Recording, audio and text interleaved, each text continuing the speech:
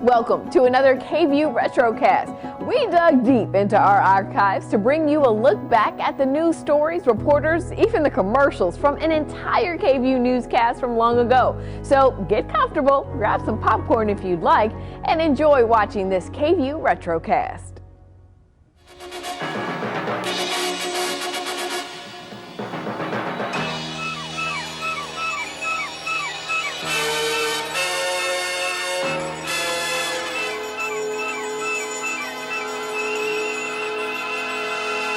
Good evening. Here are the stories making the news tonight. The case of the UT choker rapist is finally over. Thomas Earl Grettenberg pleaded guilty to 4 charges of burglary and rape in Waco today. That in turn netted Grettenberg a 123-year prison term. Today's hearing in Judge Carl Anderson's courtroom was a surprise to most people. Grettenberg was scheduled to be tried in February on another rape charge, but he also faced other crimes, 2 counts of burglary plus 2 more charges of rape. With this long list of crimes against him, Grettenberg and his attorneys made an agreement with Assistant District Attorney Stephen Edwards. In that agreement, Grettenberg pleaded guilty to all the charges. In return, he would not be tried and assessed a sentence of 45 years. Judge Anderson accepted the guilty pleas. He then sentenced Grettenberg to 90 years in prison. Added with the previous conviction, Grettenberg was sentenced to a total of 123 years behind bars. Grettenberg broke his long silence after the sentence was read. He said he was sorry and was glad it was all over. Afterwards, defense attorney Herman Gocher told us why his client pleaded guilty. This has been a well-publicized case, and it's one of these situations where the young man just simply did not want to put any victim through any further treatment. Assistant D.A. Edwards praised the Austin Police Department for their work on the case. He was also pleased with the outcome. We hope to obtain a life sentence or somewhere near a life sentence. By the judge stacking the sentences today, he in effect has a life sentence, in fact over a life sentence. Today's formal sentencing marks the final chapter in the UT choker case. Thomas Earl Grettenberg will now go to the state penitentiary in Huntsville to begin serving his long prison term. Sources say that if Grettenberg does ever get out of prison, he will be an old man. In Waco, I'm Victor Solis for Action News. There was a horrible explosion in a grain elevator in New Orleans today. The blast was triggered by an explosion in a weighing room when a cluster of grain silos, which contain a highly volatile dust, went off like a string of firecrackers. The total death count is still unknown. Charles Murphy has the details. It's believed accumulated grain dust exploded, but the precise cause isn't known yet. Besides the dead and missing, 9 men are still in hospital, 7 in critical condition. Alice Foray was working in the head house. Right next to the silos. At that building, I don't know. When I looked back, I saw the top of the silos. It looked like the whole thing is completely demolished, you know. Now, I don't know, I can't tell you too much how it looks because I had concrete in my eyes and I could barely see to get to where I was going, you know. You feel kind of lucky to be here right now? Yes, sir. Thank God that I am. It will take a long time to find the remaining victims. It will take perhaps several days to find them all. Charles Murphy, ABC News, New Orleans. Breckenridge Hospital is having laundry problems again. Last year, they abandoned the old laundry room, and they contracted to have the laundry done by an outside firm, thinking this would save them $40,000 a year. Now the hospital staff is re-examining that plan, as Dave Pollard reports. This is the laundry room in the basement of Breckenridge Hospital. These old machines are relics of the past. Parts aren't even available to repair them. That's why the City Council decided to contract for laundry service. Now the hospital staff is putting together a report for the City Council to see what would be the cheapest laundry method for Breckenridge. Can talk in terms of long-term with the other hospitals in town from a shared service point of view. That's one option. We can consider renegotiating the contract with either Jack Brown or another local laundry firm in town, or we can again open an in-house situation. The old equipment would probably last 3 or 4 years, and new equipment would cost up to $1 million. If the contract is extended with Jack Brown Cleaners, the hospital is planning revisions in the present system to save money. Dave Pollard, Action News. The City Council will get the results of that survey next week. At that time, the council will decide whether to again contract the laundry work or have the hospital do its own laundry. Health experts said today that the Russian flu is on its way to this country. The flu is already at epidemic level in the Soviet Union and has spread to Hong Kong. It resembles swine flu in some of its characteristics, and some of the experts think the swine flu vaccine, which is sitting in storage now, might be useful against it. Cultures of the flu virus were flown to the Center for Disease Control in Atlanta for analysis. Today, health officials and flu experts met to trade information on the flu. It is not a new strain. The same virus caused an epidemic in this country in the late 40s and early 50s. But despite the early warning, they can't predict the course of the flu. Last year's swine flu vaccine is stored away. One theory is that it might give some protection to people who probably had the Russian flu in the earlier epidemics. There is some discussion here today, of course, as you know, is that in individuals whose primary experience was this virus back in 1948, 1950, that is, those in the age groups from 25 to about 50, would perhaps derive some benefit in that the antibody would be boosted. How much protection this would confer, we don't know. But there is one thing the scientists are pretty sure of. Some traces of the Russian flu are sure to show up in this country in the next 12 months. Some local school kids helped clean up a neglected cemetery today. That story is coming up. In this last gift-buying rush before the holidays, many people are flocking to the liquor stores. This store in North Austin has geared up for the traditional holiday rush. It's a matter of catering not only to the individual merrymaker, but also filling supply orders that come in from restaurants and bars all over town. This huge storeroom in the back of the store is literally stacked to the ceiling with the makings of holiday cheer. Just as an example of how much liquor is being sold this season, virtually all of these cases will be replaced, not one, but 2 or 3 times before the Christmas season is over. What causes people to buy so much booze? Reuben Kogut says holiday spirit. Time for celebration, ending the year, old friends gathering, meeting new friends, nice weather for parties. All of this adds to the spirit. He said since young people are buying more than before, there's more variety of taste. Imported rums and tequilas are replacing the old standby whiskeys. But the real attention getters are the big bottles like this champagne, a Magnum, a Jeroboam, and even a gigantic Rehoboam priced at $175. As the selection expands, alcohol becomes a fun gift item. The most popular this year is coconut liqueur, great on top of ice cream or mixed with brandy.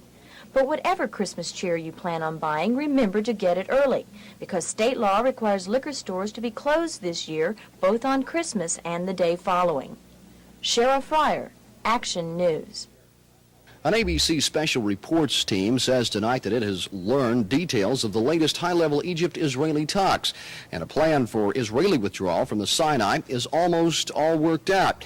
Egypt and Israel are also reported to be near an agreement on turning the West Bank over to Arab sovereignty over a 5-year transition period. Today, the Senate and House members of a conference committee on energy tried to come up with an 11th-hour compromise on energy legislation, and they failed. After long delays and nights of wrangling, these members of Congress, who must write a bill to set natural gas prices, were considering a compromise. It was their last hurrah, but not even the supporters were cheering. It's not going to be satisfactory to everybody or possibly to anybody completely. Ashley was right. Most of those at today's meeting were underwhelmed by the plan, which would have increased gas prices under federal control. The author of the proposal, Leonard Johnson of Louisiana, knew it was dead. He even eulogized it before the vote. The proposition that we worked on as long as we have, and the votes are 16-2 against you, as they're going to be on our side, and you stay in here and labor up till Christmas time at the request of the president, and he says he doesn't know whether he's for it or not. He's still studying it. I'd say it's not a leaky ship. I'd say we've been torpedoed in the bow and in the aft, and we've taken a direct hit by a bomb. We're on fire. And I tell you, I want to get off this ship before it explodes.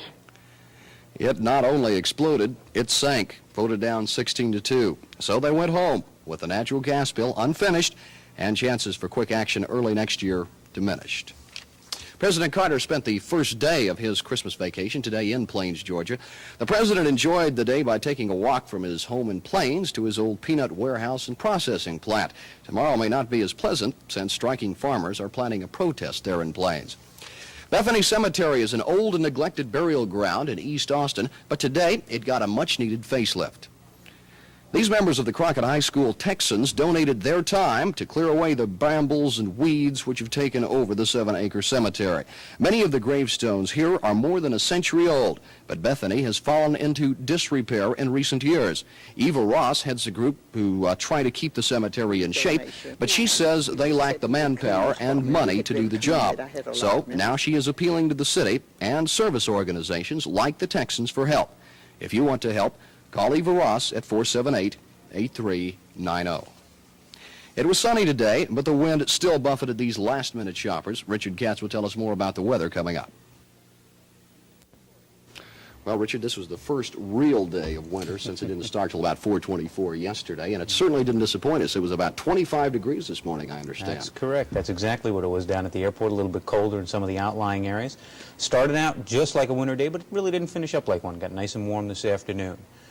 The satellite map shows that there's quite a bit of cloudiness around the country right now, particularly up in the Rocky Mountains. That's that same front that brought 100-mile-an-hour winds to California yesterday. It's doing the same thing to Colorado today. That'll continue to move to the east, but we won't have to worry about it. Most of that heavy action will pass to our north. At the same time, you can see the action on the east coast moving offshore. At this point, that front has gone well offshore, and the east coast has generally gone to clear skies, although temperatures are a little on the cool side. For the most part, the central portions of the country have got nothing going except some windy skies. We have a weak trough sitting in through the central portions of New Mexico. That's given us a fairly strong southwest wind that brought our temperatures way up, getting that hot air out of the Mexican deserts. Temperatures climbed all the way through the center of the country until you get up in the extreme north portions. Up in Bismarck, only 19 right now. They're still behind the next cold front. That front will be dropping down in our direction over the next couple of days and then merge with this trough and come through probably sometime on Sunday. For the moment, at least, there's nothing with it in the areas that will be coming through our area, and we expect it'll just drop our temperatures a couple of degrees, leave us slightly cooler. Excuse me. But between now and then, we'll warm up even more, so we'll stay on the warm side for the next couple of days. Action radar shows that there is nothing occurring in central Texas at this time, and it looks like we should have no fear of any precipitation of any sort before the beginning of next week. It looks like the holiday weekend should be very good. First chance of any precipitation would be sometime on Monday. So the only thing we have to look forward to over the next couple of days is that fairly strong wind. It will stay up over the next 2 days or so, getting up to around 20 miles an hour, nothing really particularly bad, and we'll just have to wait and see just how that trough moves. Temperatures today climbed way up from where they have been, 54 right now in our area, 56 in Waco, and generally in the 50s to low 60s throughout the state. That'll be even warmer tomorrow.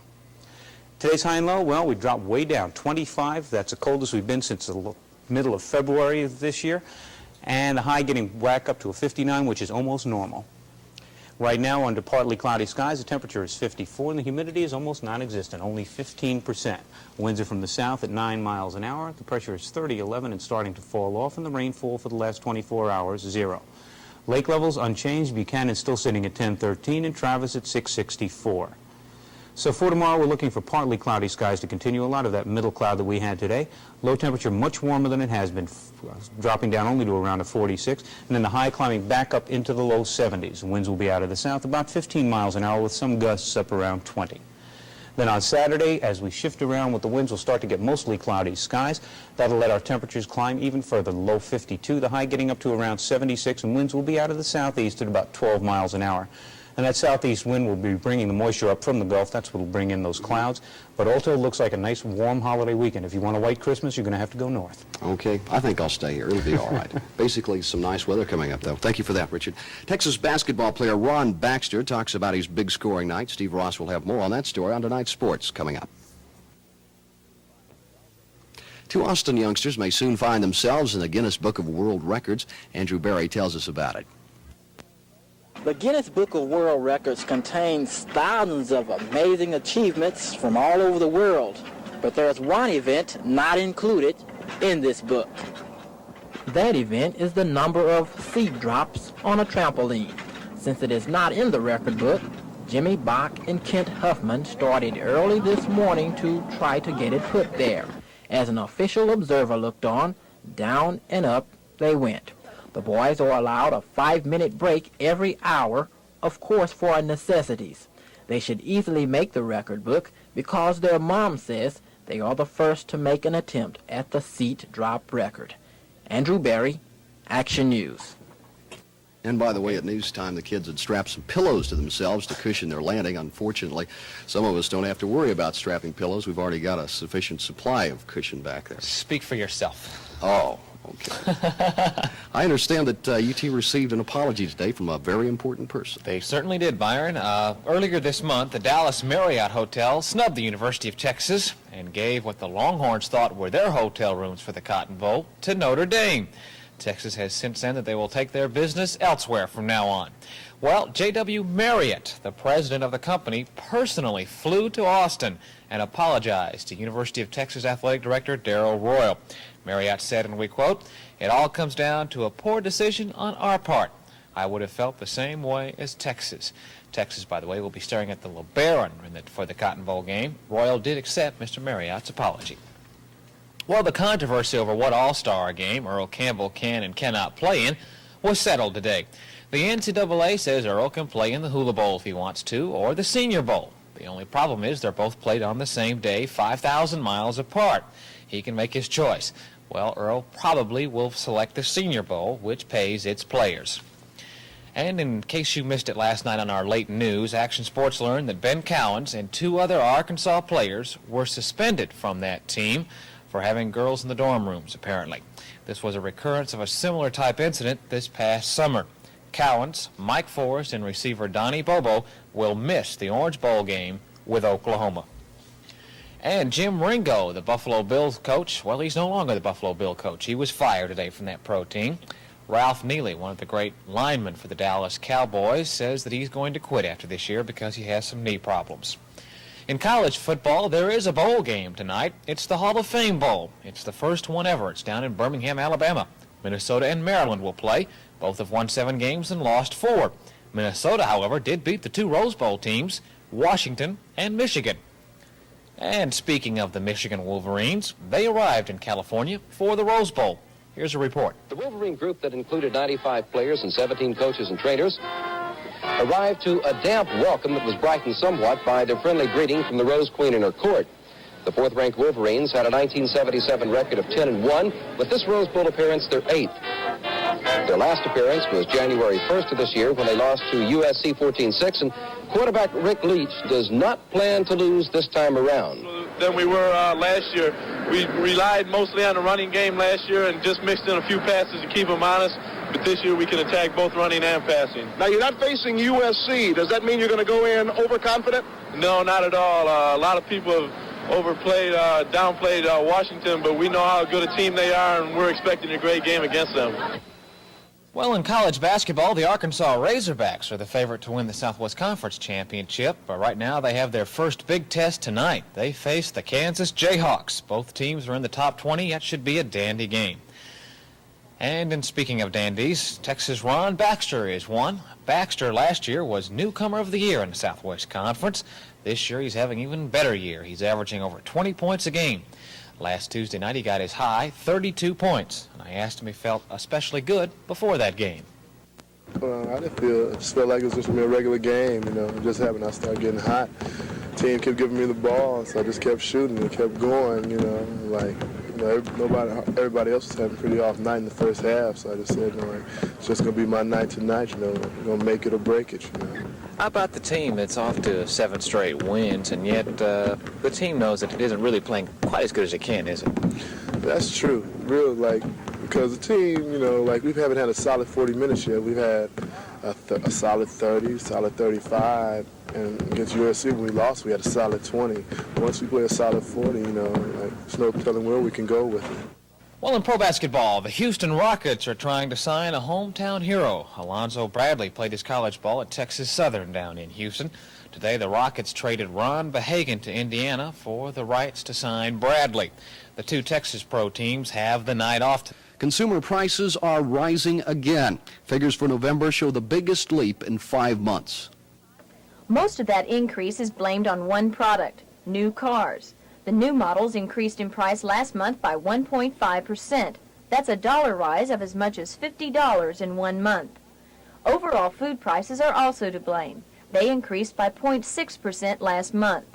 The big price leaps came in beef prices, up 2.7%, and the retail cost of fresh fruit, up 6.3%. Economists fear all this means inflation will increase over the next few months, with higher food prices the major factor. I asked shoppers if they were worried about rising food costs.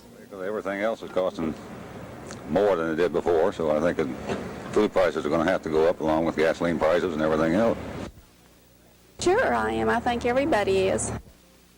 Up here done changed in the past and they're changing in the future, you know, but we're just going to have to adjust to it.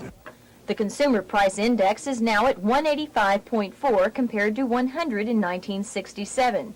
That means in November it cost you $185.40 to buy goods that only cost $100 10 years ago. So it boils down to higher prices and less purchasing power, and that trend is expected to continue. Cheryl Fryer, Action News. But Christmas retail sales this year are giving economists hope. Across the country, the holiday sales report is glowing. There are still 3 shopping days to go before Christmas, and retailers are already chalking up new records. In Chicago, where snow and bitter cold held down the crowds during the early days of the season, sales are now booming, especially in expensive shops specializing in luxury items. In Los Angeles, on the other hand, it was so warm that not many buyers were interested in things like sweaters and scarves, traditionally popular items. But now the temperature is dropping and volume is climbing fast. In Atlanta, it's unseasonably cool, and merchants say that's great. It puts people in a Christmas mood. Sales there are well ahead of last year. In New York, where the weather has been miserable, it hasn't made a bit of difference. Buyers are snapping up expensive items like food processors and a variety of electric video games. That's good because consumer spending is the mainstay of our economy. The Consumer Protection Division of the Attorney General's office right here in Austin is helping some local citizens get reunited with their furniture. 2 local upholstery companies have apparently been picking up furniture to work on, taking a down payment for that work, and then disappearing.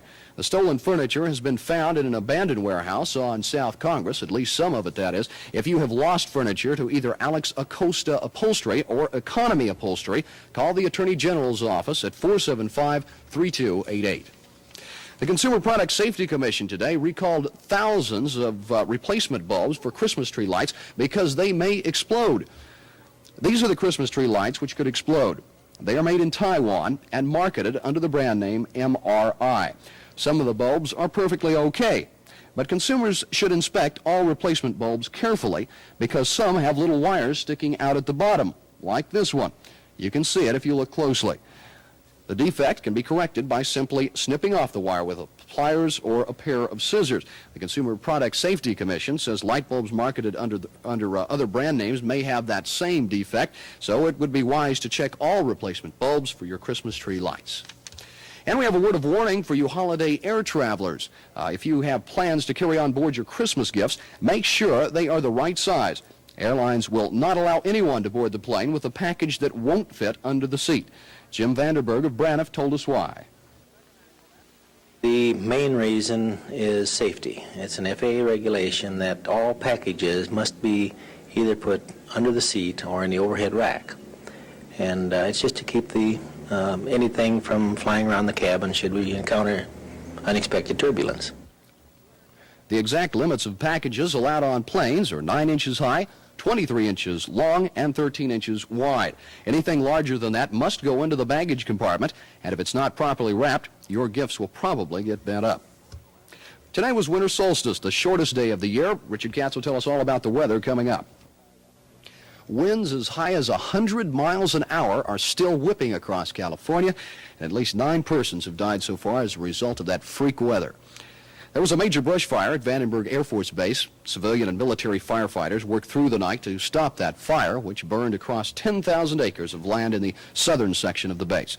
By morning, helped by rain, the fire was nearly out, but not before it burned around several missile complexes. Air Force officials think there was no serious damage.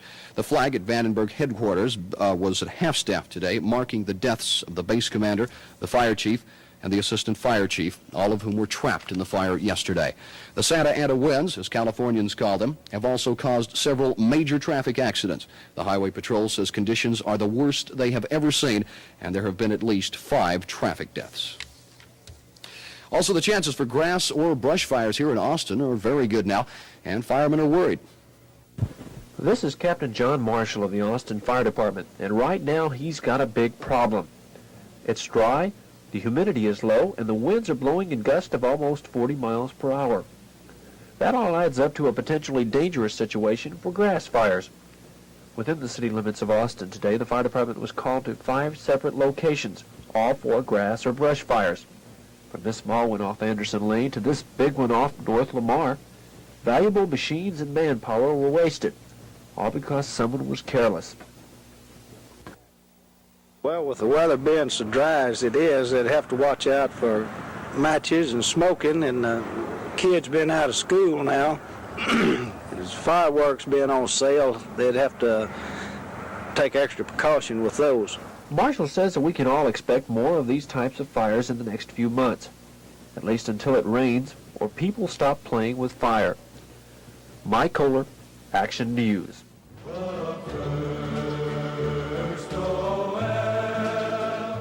This is the living nativity scene at the Episcopal Church of the Good Shepherd on the corner of Exposition and Windsor Road. Since 1951, members of the church have taken the parts of Mary, Joseph, and the 3 shepherds to act out the birth of Christ. The nativity can be seen tonight, tomorrow, and Saturday between 6:30 and 9:30.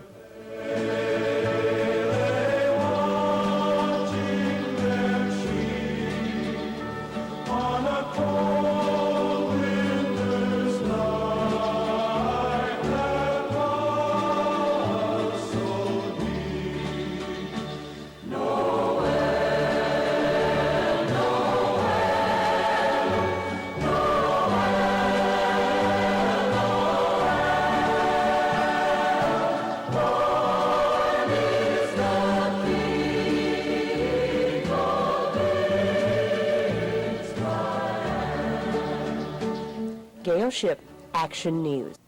Now here's the pet of the week. This is Noel, a 4-month-old black and white cat. He was found in a clothes dryer in an apartment complex in Austin.